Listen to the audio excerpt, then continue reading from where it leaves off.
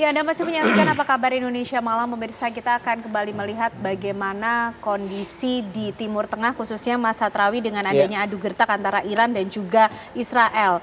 Eskalasi semacam apa yang akan kita lihat dalam perang di Timur Tengah ini? Yang terakhir kan Israel sudah mulai melakukan invasi darat ke Lebanon. Artinya perang ini yang akan terjadi, tentunya kita tidak berharap ya, tapi bila terjadi ini akan terjadi lebih masif di udara atau seperti apa kekuatan militer dari masing-masing pihak ini?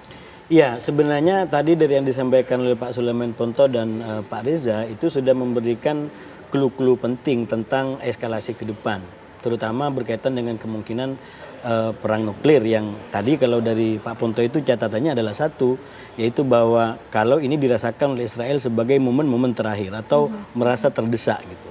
Nah, persoalannya kan kita tahu Israel ini hampir tidak pernah kehilangan peluru karena suplai senjatanya nggak pernah habis dari Amerika. Nah, itu yang saya bilang, membaca politik Israel terutama dan Timur Tengah secara umum, kita tidak bisa melepaskan diri juga dari kebijakan Amerika dan beberapa negara adidaya lain yang punya kaitan langsung di Timur Tengah.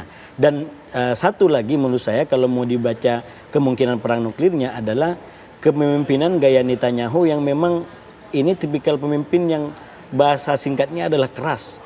Dia tidak mudah untuk ditundukkan, dia tidak mudah untuk didekte, dia tidak mudah untuk dipaksa.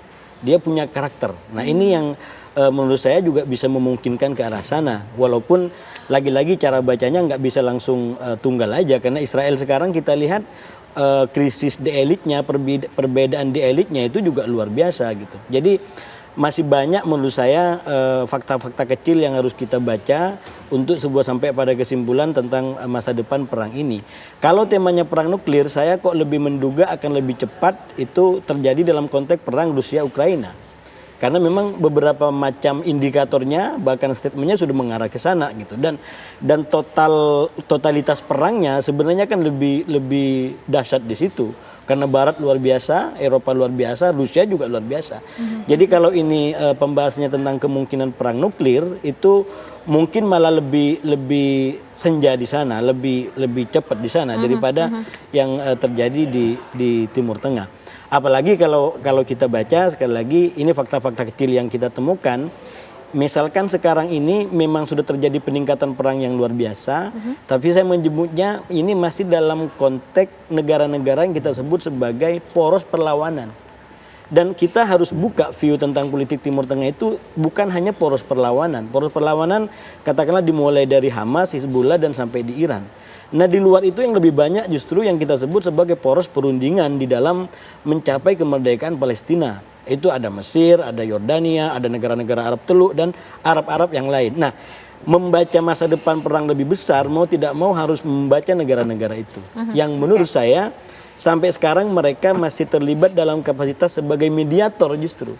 Mencoba untuk menekan eskalasi yang ada agar tidak lebih lanjut. Nah, oleh karena itu seperti disampaikan oleh Prof. Reza tadi, kita berharap ini tidak semakin menguat eskalasinya dan terutama Indonesia bisa berperan misalkan untuk bagaimana meyakinkan para pihak bahwa perdamaian adalah harapan bagi kita semua. Oke, Pak Sulaiman, ini kalau kita lihat rudal-rudal balistik yang diluncurkan oleh Iran kepada Israel, tapi justru Israel beberapa waktu terakhir juga intensif melakukan serangan justru ke Lebanon. Apa kemudian strategi yang tengah mereka susun?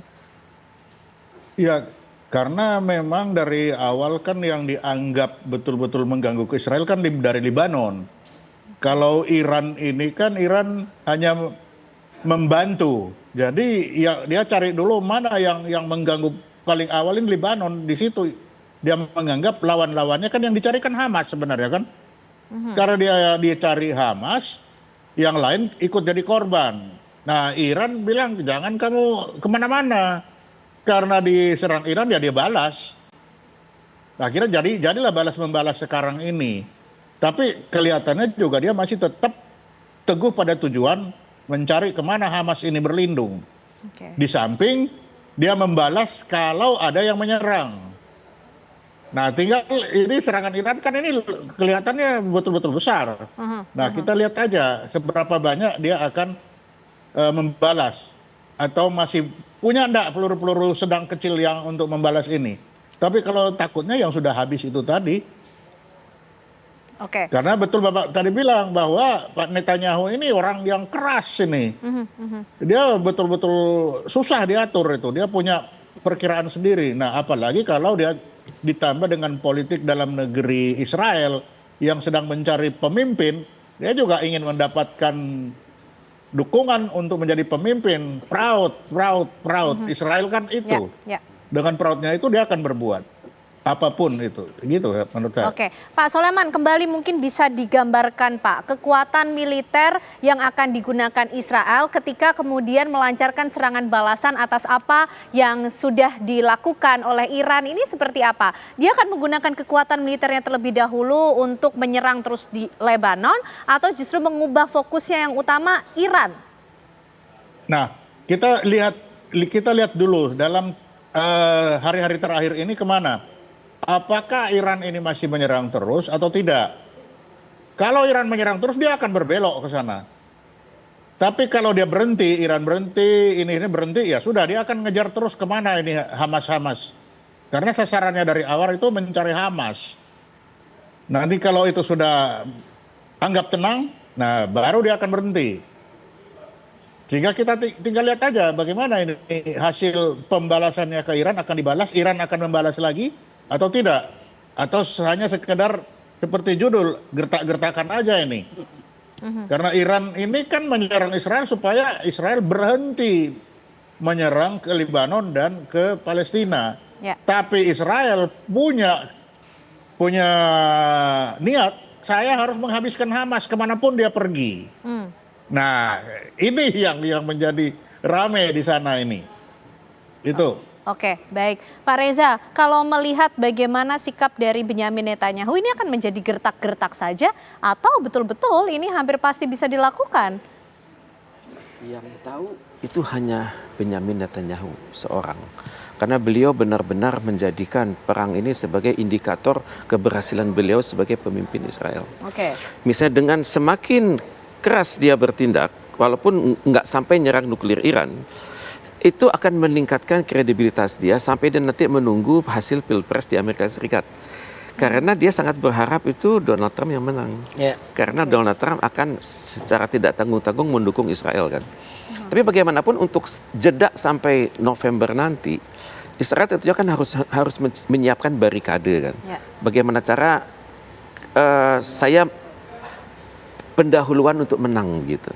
Walaupun menangnya sendiri belum tentu akan terwujud kan. Karena terus terang perang nuklir itu sangat ditakutin oleh semua negara. Karena kalau kita tadi baru ngomong kalau Israel terdesak akan menggunakan kan. Nah, sekarang Iran kan sudah memiliki teknologi misil yang luar biasa. Fatah 1, Fatah 2 dan mungkin ada Fatah yang lain kan. Dan sasarannya adalah wilayah Timur Tengah. Misalnya sekarang kapal-kapal induk Amerika Serikat, Inggris, Prancis sudah mulai datang kan ke perairan Timur Tengah kan. Nah, tidak mustahil itu akan jadi sasaran dari Iran. Karena untuk itu ya Iran belum menggunakan jalur-jalur diplomatiknya, belum menggunakan jalur-jalur misalnya persaudaraan ukhuwah Islamiyah untuk seluruh Timur Tengah. Beliau belum menggunakan. Beliau belum mengatakan bahwa oke, saya Syiah, Anda Sunni, tapi kita semua adalah umatan wasatun, umatan wahidah, dan kita punya tujuan yang sama, memerdekakan Palestina kan. Itu belum jalur-jalur psikologis ini belum dikeluarkan. Juga Iran belum juga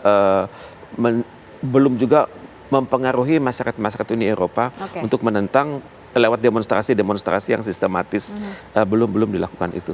Pokoknya perang ini sebelum nuklir terjadi itu akan terjadi perkuatan di masing-masing pihak. Bagaimana menang secara ideologi, politik, ekonomi, sosial, budaya, pertahanan, keamanan dan juga permainan di PBB nantinya. Oke, baik. Tentu harapan terbesarnya bahwa perang nuklir ini tidak pernah terjadi dan jalur-jalur diplomatik juga bisa dioptimalkan untuk bisa menekan perang antara dua pihak ini. Terima kasih Pak Tengku Reza Syah, Mas Hasibulo Satrawi dan juga Pak Soleman Beponto malam hari ini sudah bergabung bersama kami di Apa Kabar Indonesia Malam. Dan perbincangan tadi pemirsa sekaligus mengakhiri kebersamaan kita di Apa Kabar Indonesia Malam hari ini. Caca. Ya benar sekali Ken Anda, tapi kita harus mengingatkan pemirsa Apa Kabar Indonesia Malam untuk menyaksikan Dua Sisi bersama Dwi Anggia dengan judul Demi Persatuan PDIP Gabung Prabowo. Dan akhir kata saya Cece Anissa. Saya Ken Ana dan teman-teman yang bertugas pamit undur diri. Terima kasih, selamat malam, sampai jumpa.